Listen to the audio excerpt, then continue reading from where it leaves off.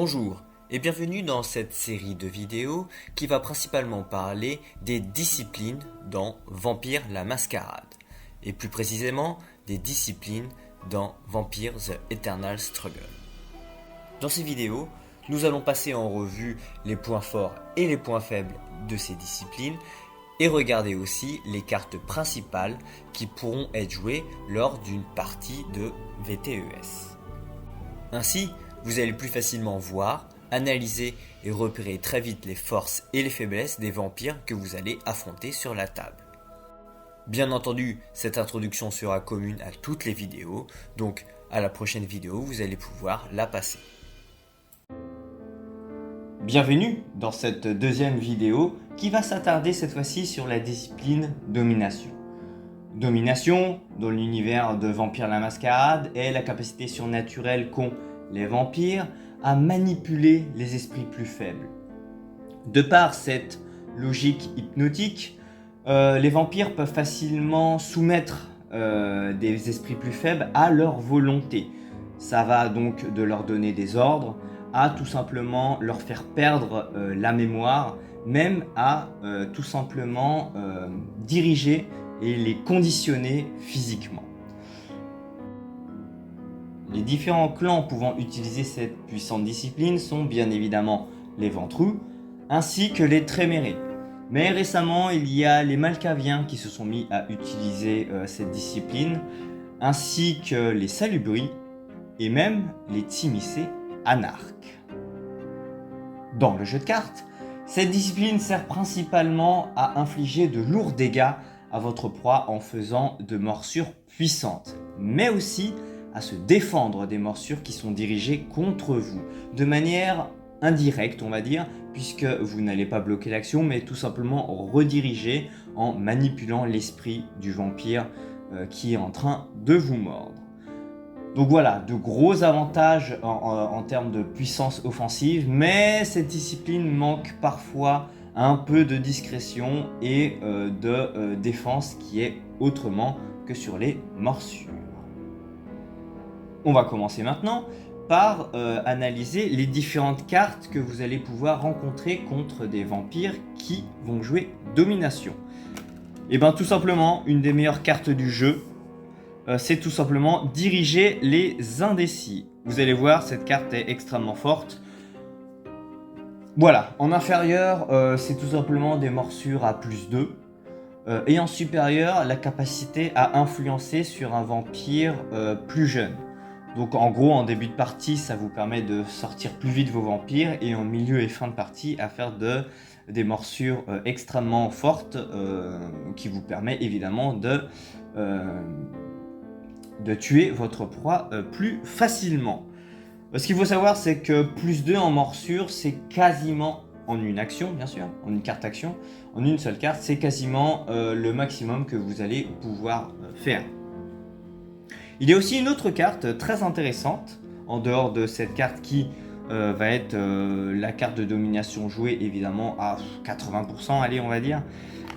C'est dominer le bétail, une autre carte de domination très intéressante. Elle coûte 200, c'est un peu lourd comparé à diriger les indécis qui en coûtent 1 et parfois bon ben ça coûte.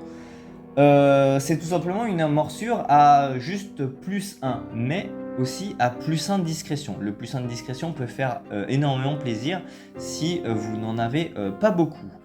Et en supérieur, une toute autre action s'offre à vous, qui est la capacité de voler un lieu. Il suffit qu'une personne a un terrain de chasse ou tout autre lieu qu'il a posé, vous allez pouvoir le lui voler. Donc vraiment très forte. Malheureusement, le vol de lieu n'a pas de discrétion, donc faites bien attention à vous. Une autre carte qui n'a pas été rééditée pour l'instant, c'est Farmastery. C'est une action à +1 de discrétion, ça permet tout simplement de voler des serviteurs, des retainers, pas terrible la version inférieure, mais en supérieur, ça vous permet de voler un allié.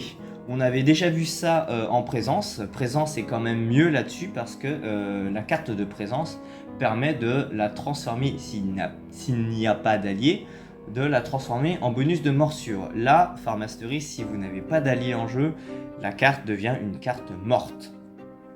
Et il y a une autre carte d'action que, disons que celle-là, elle est un peu plus rare, voire même beaucoup plus rare que les 3 autres, on va dire. C'est tout simplement Grave Robbing, le vol de tombe. En gros, ça vous permet de voler un vampire en torpeur. C'est une carte très puissante, vraiment qui est quasiment game changer, c'est-à-dire que si vous vous mettez à voler un vampire en torpeur, ça vous fait un gain dans la partie nette, voire trop, parce que beaucoup de gens n'aiment pas ça, et vous allez devenir un joueur beaucoup trop puissant pour la table, et les gens vont vouloir s'allier contre vous.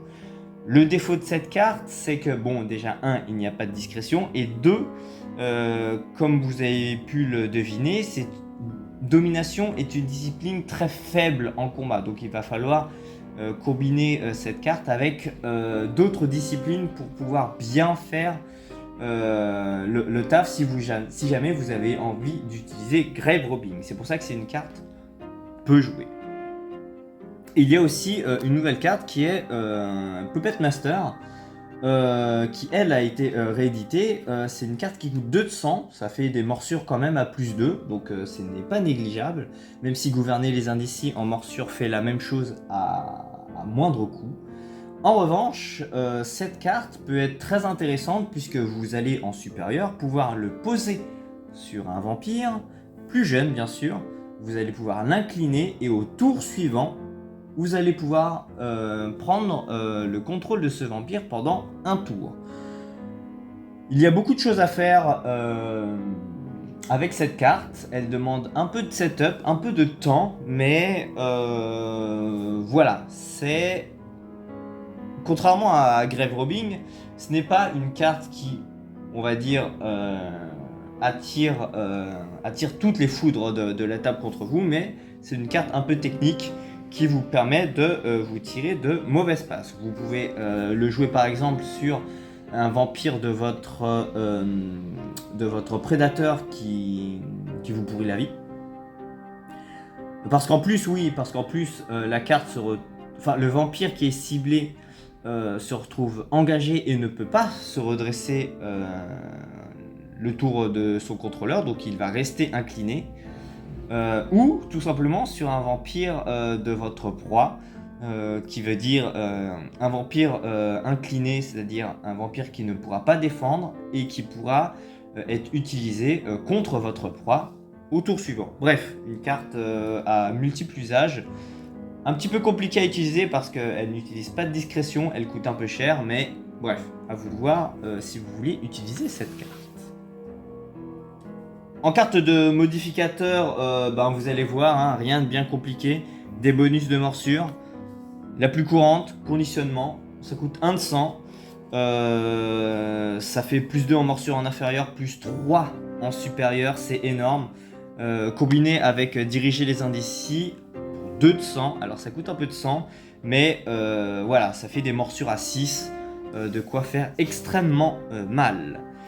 En action modifieur, il y a aussi, plus couramment aussi, associé à conditionnement, il y a tout simplement présage de la destruction. Ça fait un peu la même chose, ça fait en inférieur, là ça ne fait que plus 1 en morsure, mais ça fait aussi plus 3 en morsure en supérieur, mais avec une condition, c'est il faut absolument que la cible soit à 9 points de réserve ou moins. Voilà, il y a une condition au plus 3 et l'avantage par rapport au conditionnement, c'est que ça ne coûte pas 200. Donc plus une carte en fin de partie, alors que conditionnement est une carte en milieu de partie.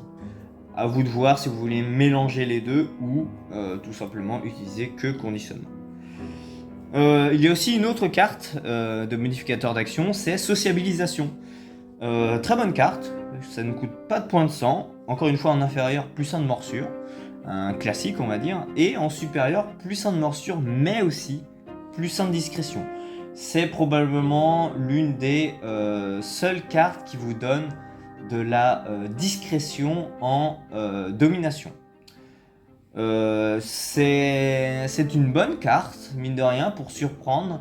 En revanche, le plus sain de morsure uniquement combiné à diriger les indécis, ça ne fait que des morsures à 4. Alors que de l'autre côté, il y a des morsures à 6 qui peuvent partir. À vous de voir, c'est pas une mauvaise carte, mais beaucoup de gens préfèrent se dire que voilà, quand la morsure passe, quand le gars, la proie n'a plus de défense, je préfère là, à ce moment-là, envoyer des gros conditionnements à faire mal d'un coup, plutôt qu'à essayer de se pallier sur potentiellement un petit bloc avec sociabilisation. Bref. À vous de voir, je vous invite à tester évidemment toutes les cartes. Dernière carte d'action modifieur, c'est la séduction. Pas forcément la plus jouée, mais c'est une des cartes qui permet de passer les défenses adverses. En gros, ça permet en inférieur de cibler un vampire plus jeune et de pouvoir empêcher le bloc de ce vampire. Et en supérieur, c'est de choisir n'importe quel vampire et de dire tout simplement tu ne pourras pas bloquer. Bref, une bonne carte, mais une carte mine de rien qui se cycle très facilement. Mais voilà, ne pensez pas que vous allez pouvoir affronter toutes les défenses rien qu'avec séduction. Voilà pour les cartes d'action modifieur, les cartes de réaction. On va commencer tout simplement par voilà, la plus courante, déflexion, une carte de défense contre les morsures. Alors ce qu'il faut savoir, c'est que même si certains decks qui ont accès à domination n'utilisent pas toute la partie morsure puissante pour tuer leur proie, parce qu'on va dire que leur plan de jeu c'est autre chose, quoi qu'il arrive, très souvent ces decks-là utiliseront déflexion. Déflexion, c'est tout simplement le moyen de défense contre les morsures. C'est extrêmement puissant. Vous allez désigner le vampire actif et vous allez tout simplement désigner un joueur qui va subir cette morsure à la place. Ce qu'il faut savoir, c'est qu'il y a d'autres cartes un petit peu en domination qui permettent de faire la même chose, mais très souvent, il y a un petit défaut. C'est-à-dire qu'il faut que le vampire soit plus jeune, il faut que ça ne marche pas contre les alliés, etc. etc. La déflexion, c'est il y a une morsure qui vous arrive dessus, vous le redirigez. Le seul défaut en inférieur, c'est que ça incline le vampire. En supérieur, si le vampire est redressé, il reste redressé. C'est extrêmement puissant, c'est-à-dire que si vous en avez plusieurs en main et que vous avez un vampire redressé, et toutes les morsures qui sont dirigées contre vous, vous allez pouvoir dire c'est pas moi la cible en fait. Vous allez mordre quelqu'un d'autre. C'est extrêmement puissant évidemment dans cette discipline où les morsures sont omniprésentes. C'est-à-dire que si jamais avec déflexion, vous allez rediriger une voire deux morsures grâce à la capacité supérieure sur votre proie va sûrement vouloir défendre contre ces morsures redirigées. Et une fois arrivé à votre tour, votre puissance de morsure permet facilement de tuer votre proie si jamais il s'est fait affaiblir, si jamais sa défense s'est fait affaiblir grâce à vos déflexions. Il y a aussi une dernière carte de réaction qui est pas souvent jouée mais qui est jouée. C'est Obédience. Obédience, cette carte sert principalement à arrêter les combats avant qu'ils n'arrivent. Ça ne marche que contre les vampires plus jeunes, donc il faudra que votre vampire soit assez âgé. Bien sûr. En gros, quand un vampire plus jeune va rentrer en combat avec vous, vous pouvez tout simplement annuler le combat. Votre vampire reste redressé en supérieur, bien sûr, et vous pouvez arrêter le combat. C'est-à-dire que si vous bloquez, ou si un vampire rentre directement en combat avec vous, vous pouvez annuler le combat résultant du blocage. Petite astuce, si jamais un vampire, un joueur cross-table, c'est-à-dire un joueur dont vous ne voulez pas pourrir le tour, s'est fait rediriger sa morsure et que vous bloquez, vous pouvez jouer obédience en inférieur, c'est-à-dire que le vampire pourra se redresser pour faire autre chose, voire pour pouvoir défendre. C'est aussi intéressant en gros sur des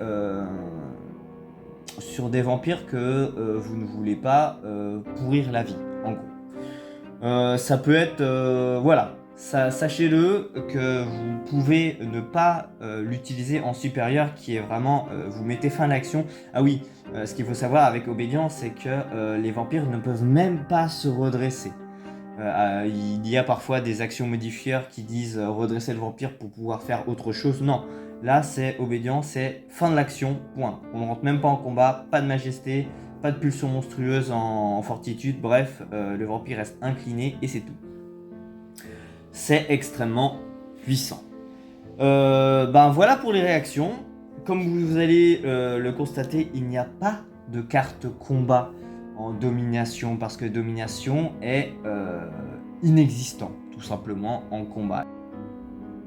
En conclusion, domination est une discipline extrêmement puissante pour tuer votre proie, que ce soit à base de grosses morsures ou de un petit peu contrôle de leur vampire. C'est une discipline en revanche qui nécessite très souvent d'être couplée avec une autre discipline, parce qu'elle est très faible en discrétion, ou alors beaucoup de decks se permettent de faire des bruise and bleed, c'est-à-dire vous allez partir en morsure avec domination, mais vous avez suffisamment de cartes, vous êtes suffisamment fort en combat pour pour dire le bloc je peux le gérer. Même si tu me bloques alors que j'ai pas de discrétion, quoi qu'il arrive, je vais gérer ton vampire en combat. Bref. En revanche, la discipline de domination est elle-même très faible en combat, voire en fait elle n'est pas juste faible en combat, elle est inexistante en combat. Vous ne pouvez rien faire avec cette discipline en termes de combat. Il y a quelques cartes défensives comme obédience et déflexion. Déflexion, une carte très importante parce qu'elle permet de gérer les morsures, et obédience, ça nécessite des vampires quand même assez âgés pour essayer de gérer tout ce qui est entrée en combat. Bref, une discipline très axée de manière offensive, avec quelques moyens de défense, mais très souvent, domination, vous allez la coupler avec d'autres disciplines. Voilà, j'espère que la vidéo vous a plu, et je vous dis bien sûr à très bientôt pour une nouvelle vidéo.